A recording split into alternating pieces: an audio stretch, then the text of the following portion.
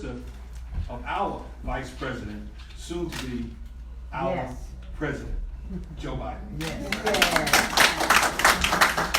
I don't know, Harold took care of it. I wanna say one thing before we start. In-person absentee voting starts today. If you live in District 1 or District 3, please get out and vote soon for our. For me. For Gail or for John Bradford. Okay. All right, Rachel and Howard. Where's Harold and where's Sarah? Sarah, right there. Sir, Ms. Moody? Oh yeah. Oh hi. I understand you're dragging them over across the line. I did. I crossed that river, went all wherever my navigation told me, but I found a place. Good for you. Well, I'm glad to be here. I love South Carolina. I really and truly, everybody says that I love the place, but I want, if I could spend all my time campaigning, I would be here in South Carolina. I'm proud to tell you women today, particularly, that we've launched our Women for Biden campaign today. It's a grassroots organization. You can go online and check it out and see what we're doing, but we women have to stick together. You know, we got a little hell to raise all over. I'm going to go to, I understand that not all the candidates get to visit all the areas and the counties and the rural areas, but Joe does that on each visit to South Carolina, and that's what I'm here today, to talk to people, not to talk to people so much, but to listen to voices that we don't always hear and that always aren't on the front line. And I'm a good little messenger. I take the messages back to Joe. Sometimes I embellish a little bit if I have an angle, you know, there's something that I want to do, but I'm allowed that slight deviation because I want to tell you before I start the memory, it's not that easy raising an older brother. So I can take whatever liberties that I want. So Aiken's on the top of my list. It's where I start, and I said we're going to go to 6 counties in the next 2 days. And I'm going to hear from you, but I thought I'd tell you a little bit about my big brother and what he has to say. In 1972, we ran for the United States Senate, and everybody thought that we were crazy because we had no money, we had no power, we knew no one of influence, and we had a Democratic Party that was disassembling. And it was the year of the Nixon landslide against George McGovern. So there was not a snowball's chance that any Democrat was going to win in Delaware. Now, the odds, with those kind of odds, you would have thought that what all the political pundits had to do, which was to get a really smart expert to come in and to manage the campaign. Joe was 29 years old. When he was elected, he wasn't old enough to serve. He didn't turn 30 until November 20th. So they said, okay, and, you know, when we decided to go in, let's get somebody really brilliant. Well, that didn't happen. Instead, he turned to me to manage his campaign. And I think it's because I was the only one who believed in him. And, you know, kid sisters always believe in the magic that their big brothers can do. So I wasn't a total novice because I had run his his county council campaign in 1970. And I also ran all of his elections from high school all the way up. So I knew something about a campaign, but I didn't know how to run a statewide campaign. And I remember saying to him, Joey, I can't do this. I don't know anything about running a statewide race. And he said, well, we'll figure it out. He said, it's no different. It's just that you have just bigger concentric circles. You know, you do the same thing. So we'll get this. And so his decision to ask me to be the campaign manager did not go down well with all the pundits, and happened to all be men. And they thought that a woman's place at that time was in campaign was to open and close the headquarters and get some coffee. So it didn't make sense to them, but in our family, it made a lot of sense to us. Because my brother, I was his sidekick my entire life. Wherever he went, he took me with him on all of his adventures. I remember when we went and we built a fort. It was a place called Arden, little town, little area like this, and we built a fort, and the guy said, why did you bring a girl? And my brother said, she's not a girl, she's my sister. You know, and when we we would play, baseball, neighborhood baseball, not the form league, not established like Little League, but ball in the neighborhood. And he always picked me first to be on his team, because a brother and a sister should never play against each other. He told me that whatever he could do, I could do better. Now, I knew that that couldn't possibly be true, because he was older and stronger and bigger than I.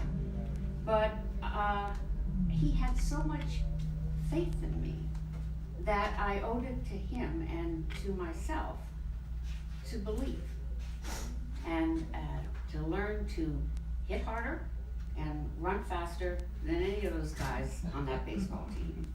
But he made me believe in myself. And that's the kind of person Joe is. He wants to help others have a voice and to have power.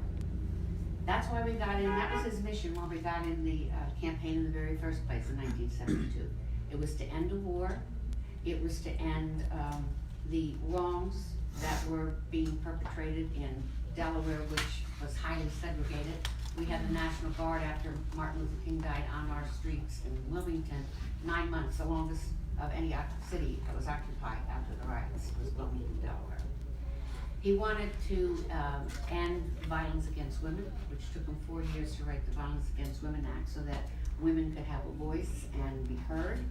And he wanted to stand up against, which he did successfully, against the NRA, because families shouldn't have to live in fear that the wrong person is going to get a gun that's meant to kill a lot of people on a battlefield and shouldn't be in your house.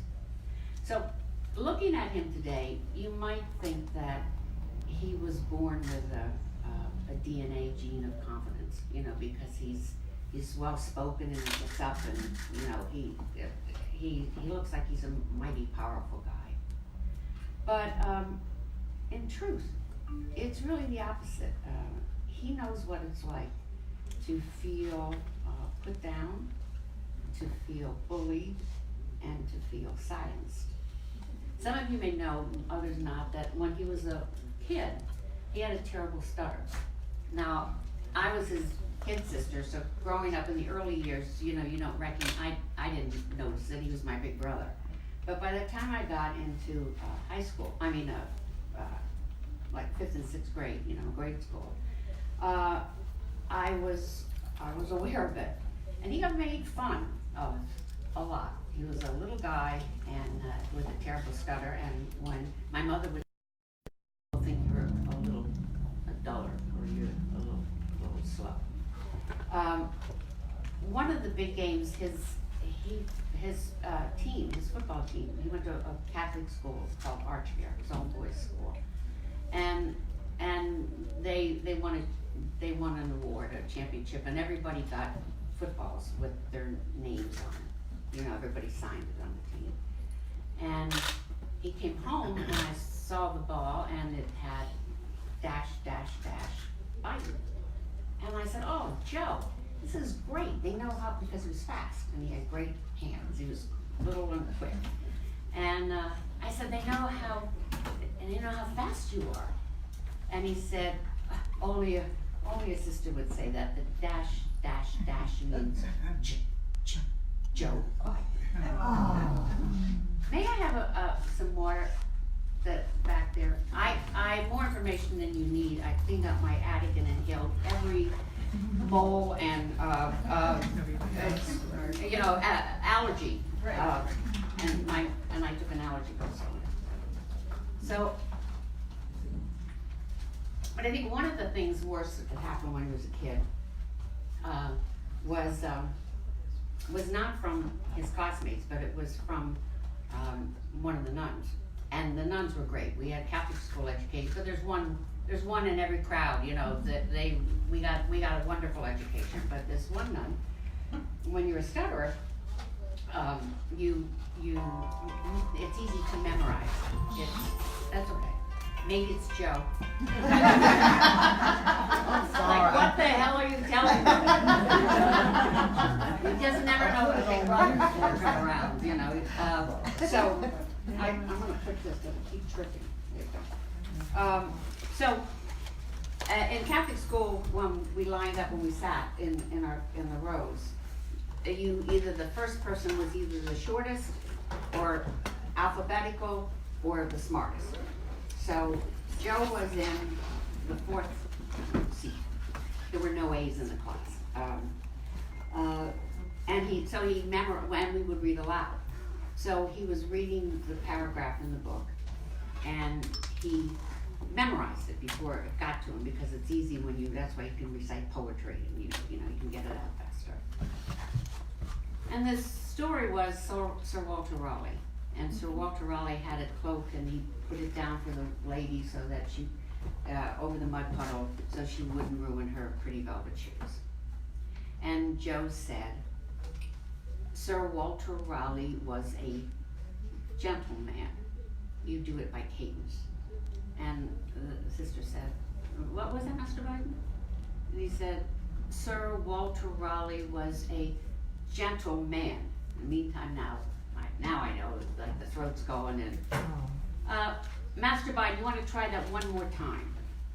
Which he did, and said, he was a gentleman. Who in the class can tell Master Biden how to pronounce that word? So my brother got up, closed the book, and walked out. And he walked home, which was 4 or 5 miles, from where we lived to Mom's.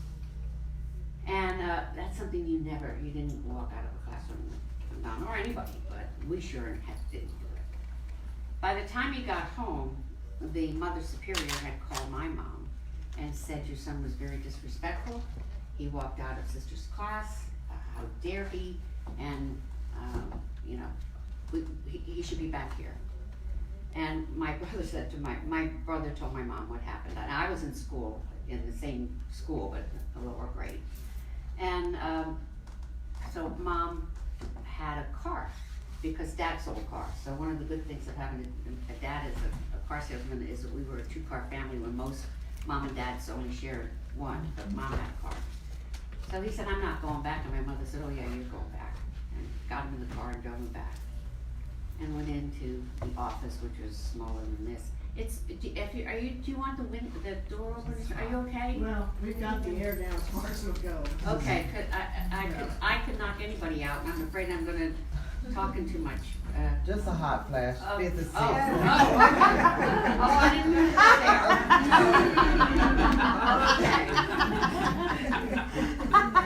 there. Okay. So Mom drove him back, and my mother said, I want to see Sister. And Sister came in, and I want her to tell me what happened. And she did.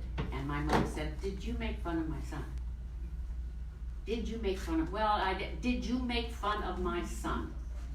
And she said, well, I corrected him, and my mother just said, stop. I just want to tell you, if you ever do that again, I'm going to come out, I'm going to come back here, and I'm going to knock your bonnet right off your head. So, that kind of settled that. So Joe learned early on that we all have bullies, and I think it's that gives him, that makes him him. And that bitter taste of embarrassment or anger, it has a long residual life. But we all have our bullies, and we all have our trials. And unfortunately, his came quickly too, when we were elected. 6 weeks later, his wife and daughter were hit broadside by a tractor trailer and were killed. And then just a couple years ago, Bo died of brain cancer. So Joe knows the gut-wrenching truth that we all face eventually. And that is that everyone's life is an incredible act of bravery. And when you face that truth, you realize that we all have a choice to make. We can survive by becoming a bully ourselves and stepping on the backs of anybody in our way or kicking anybody in our way to get where we go. We can direct our sadness and our anger and our hate to people who don't look like us, don't talk like us, and whose values, frankly, we don't understand. We don't understand. Or we can realize that we can do this together and hold tight to our empathy. Work to make things better and help others get their voice and their power. There are those in office today who have chosen the former. And they see their position as a way to have power over people and as a way to gain their own position of strength. But Joe has always believed that public service is a higher calling and that we should use the power to empower those who need it most. He spent a lifetime listening and talking and navigating how to bring people together. And he spent a lifetime strengthening his spine for the moments that require courage. And we're at that moment now. We have a choice to make. Do we allow ourselves to live in a world where our leaders keep tearing us down? Or do we bring everybody along and not have our voices silenced? That's what my brother does best. And I believe, that's why I believe he's the best person to lead us into forward in this moment. Which brings me back to 1972. Now, I don't need to tell you that campaigns are so different than they were in 1972. But we had a completely grassroots movement. You know, we made up of family members. My mother was the coffee chair. My father, everybody thought, was the candidate because he looked so distinguished at 63 or 64. I was the campaign manager. My brother Jimmy Biden was the finance chair, and Frankie was the volunteer coordinator. So we had our family members. I taught school. We had my students. We had everyone we knew, and we went door to door, and we hand delivered all our material because we didn't have enough money to put it in the mail. And we showed up at every Elks Lodge and every barbershop in the state.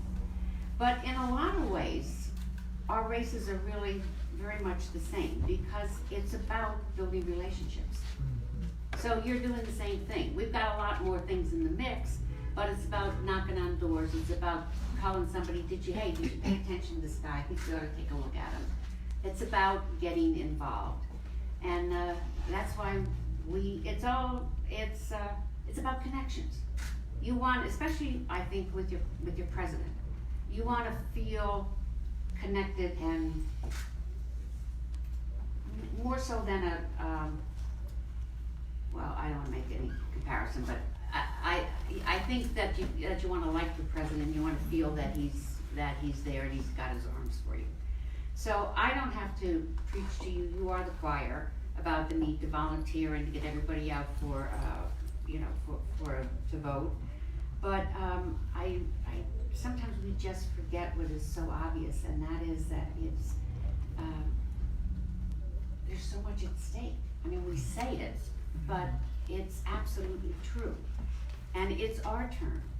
It's our turn to see something more in our communities. It's our turn to believe so deep, I mean, to really believe that we can inspire the nation to rise up with us. And it's our turn to be stronger and to be kinder and to be better than what this president tells us we are. So if I learned anything about being Joe's little sister, it's that when we do that, there'll be no stopping us. God bless. Thank you.